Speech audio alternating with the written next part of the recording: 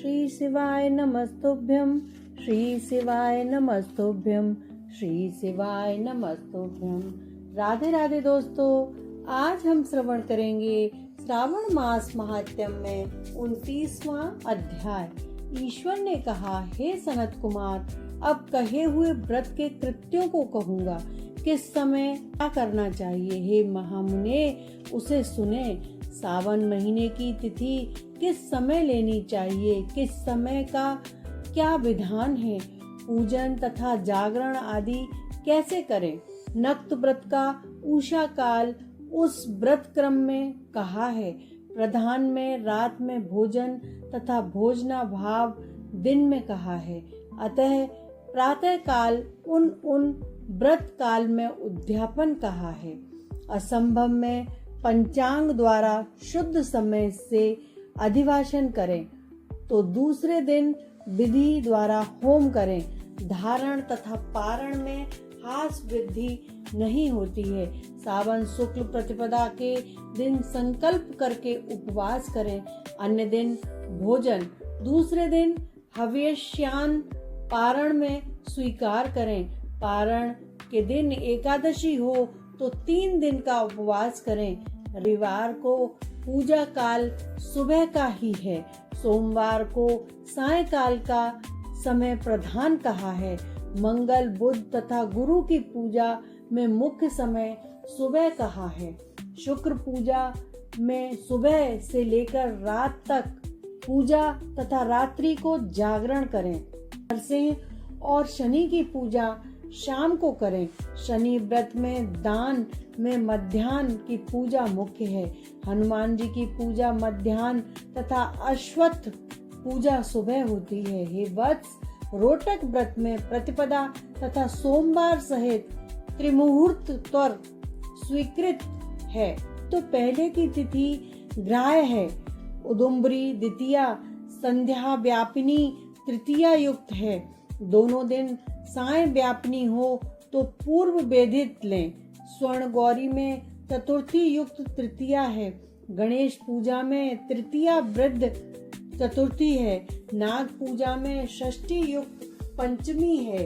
सुपोधन व्रत में साय व्यापनी सप्तमी युक्त षष्ठी है। शीतला व्रत में मध्याह्न व्यापनी सप्तमी है। देवी के पवित्रारोपण में रात्रि युता अष्टमी तिथि है। कुमारी में रात्रि व्यापिनी है। हे मुने, दशमी वृद्धा एकादशी अग्रहा है, उसके वेद को सुने। अरुणोदय समय दसवीं वेद वैष्णवों के यहाँ होता है।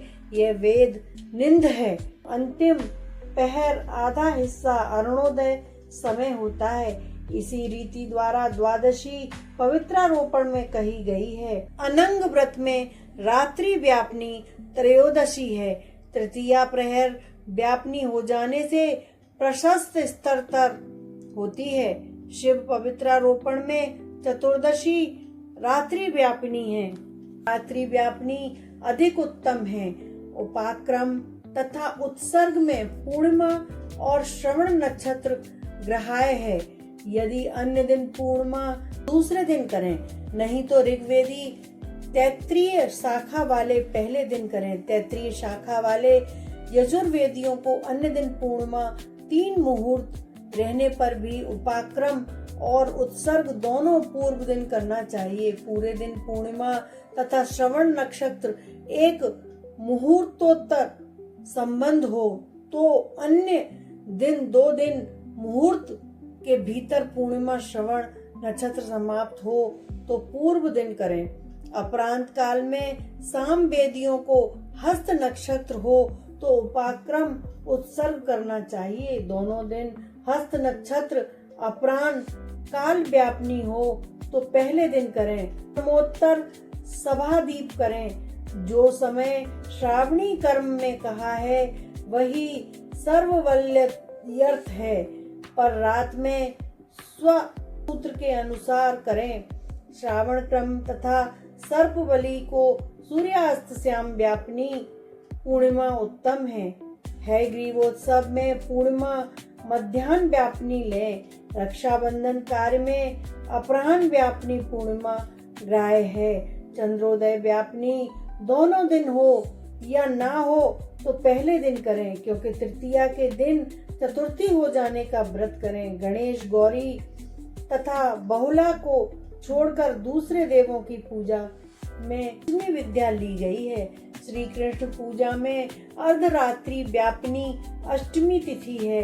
निर्णय के बारे में सर्वत्र 6 तिथि मानी गई है। एक तो 2 दिन पूर्ण व्याप्ति, दोनों दिन केवल अव्याप्ति, दोनों दिन अंश द्वारा समव्याप्ति, दोनों दिन अंश द्वारा विषम व्याप्ति तथा अन्य दिन अंश द्वारा व्याप्ति। पूर्व दिन अंश से व्याप्ति, अन्य दिन अव्याप्ति। इन 6 पक्षों में से 3 पक्षों में संदेह नहीं है। उसे कहता हूँ, आप सुने। विषम व्याप्ति में अंश व्याप्ति से अधिक व्याप्ति श्रेष्ठ होती है। एक दिन जो पूर्ण तिथि है वही अन्य दिन अंश व्याप्ति हो तो श्रेष्ठ अंश व्याप्ति होती है। अंश व्याप्ति जब हो तथा वह समय हो तो वहाँ संशय हो जाता है, तो भेद वाक्य निर्णय करें। युगम वाक्य से कहीं कहीं बार, नक्षत्र योग बल से कहीं प्रधान, 2 योग से कहीं पारण योग से जन्माष्टमी व्रत में संदेह हो, यानी इन पक्षों में पड़ा हो तो अष्टम मंत्र धारण करें। यदि 3 पहर अष्टमी समाप्त हो तो या बाद तक रहती हो तो सुबह में पारण करें। पिठोरा व्रत में मध्याह्न व्यापनी अमाशुभ है।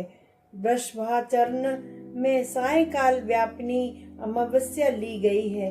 दूरवान समय माना है। सिंह संक्रांति में 16 घड़ी पहले तथा 16 घड़ी में पुण्य समय हो जाता है। कुछ ऋषि सिंह संक्रांति के पहले 16 घड़ी पुण्य समय कहते हैं। अगस्त्यार्थ समय इस अध्याय को जो श्रवण करता है, सुनता है, कहता है तथा दूसरों को सुनाता है, वह श्रावण के महीने के श्रावण मास महात्म्य में 29वां अध्याय संपन्न हुआ। कल फिर मिलेंगे एक नए अध्याय के साथ, एक नई कथा के साथ।